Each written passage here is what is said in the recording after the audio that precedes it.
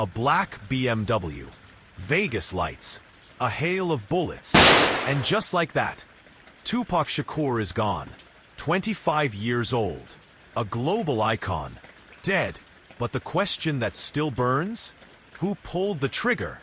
East Coast versus West Coast? A gang hit? Or something darker? Let's unravel one of hip-hop's deadliest mysteries. Tupac Amaru Shakur, born June 16, 1971.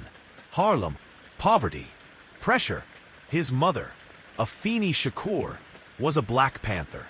She fought the system. Tupac was born into revolution. By 13, writing poetry. By 17, acting in plays. By 20, changing hip-hop forever.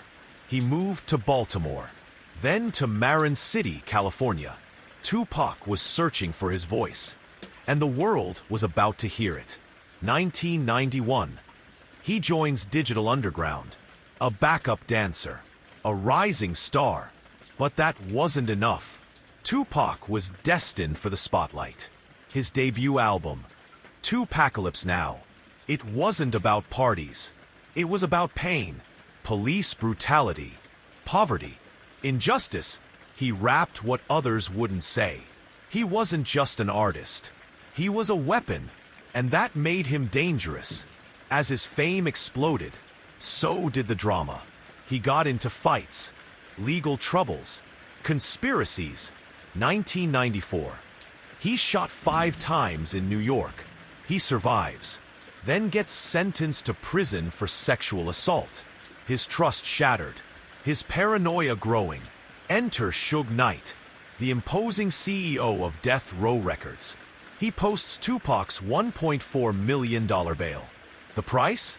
Tupac signs to Death Row. Suddenly, Tupac is unstoppable. All Eyes on Me drops, but so does the temperature in the streets. East Coast versus West Coast. Death Row versus Bad Boy. Then Tupac drops Hit 'Em Up. Not a diss track, a declaration of war. He calls out Biggie, claims he slept with Faith Evans, says he'll destroy Bad Boy. It's not just music anymore. It's personal, deadly. Vegas, September 7th, 1996. Tupac rolls into the MGM Grand with Suge Knight. They're here for a Tyson fight. Tyson knocks out his opponent in 109 seconds. But that's not the only knockout coming tonight. Inside the MGM lobby, Tupac sees Orlando Anderson, a South Side Crip.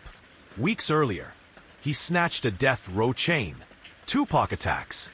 His crew joins in. Anderson gets stomped. Security cameras catch everything. Hours later, Tupac and Suge cruise the Vegas Strip in a black BMW.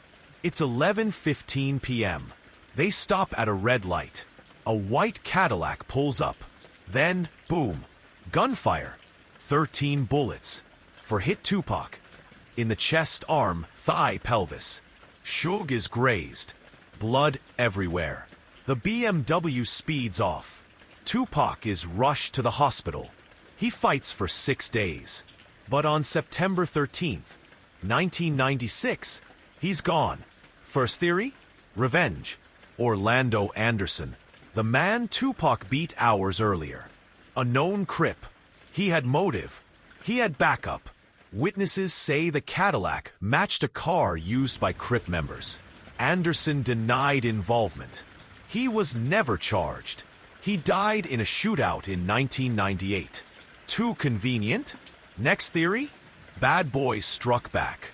Some say Biggie put a $1 million hit on Tupac. FBI files hinted at it. Others say it was all talk. Biggie wasn't even in Vegas. But the tension was volcanic. And 6 months later, Biggie was murdered too. Coincidence? Or cover-up? Suge Knight. He brought Tupac into Death Row. But what if he wanted him gone? Tupac was planning to leave the label. Start Machiavelli Records. Suge would lose millions. Was Suge in the car for an alibi? Or was he willing to take a bullet for appearances? This theory goes deeper. Some LAPD officers worked for death row on the side. Dirty cops. Deep connections. Linked to both Tupac and Biggie's deaths. Files went missing. Witnesses disappeared. Could law enforcement have had a hand in hip-hop's deadliest war? So many suspects. So much evidence. Yet, zero convictions. Why? Fear. Silence. Mistrust. Witnesses wouldn't talk. Vegas PD fumbled key evidence. The case went cold. For decades. Then, 2023. Las Vegas police raid a home. Inside, Dwayne Keefe D. Davis, a known Crip, Orlando Anderson's uncle. He'd confessed, on tape, multiple times. Said he handed the gun to the shooter. Now he's charged. But was he the triggerman? Or just the fall guy? Keefe D. bragged for years. In interviews, books, podcasts, he wanted clout. Now, he's behind bars. His stories change too often to trust. But police think it's enough. Is this justice or just desperation? Tupac's gone, but his voice? Still here. His words? Still powerful. He predicted his death. He warned us about the system. He inspired a generation. To this day, he's the blueprint.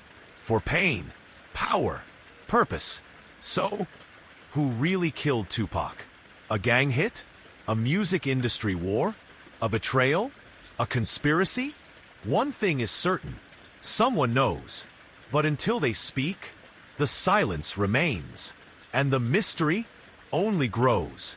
Would you like this broken into text files for each segment or formatted for narration/visual editing next?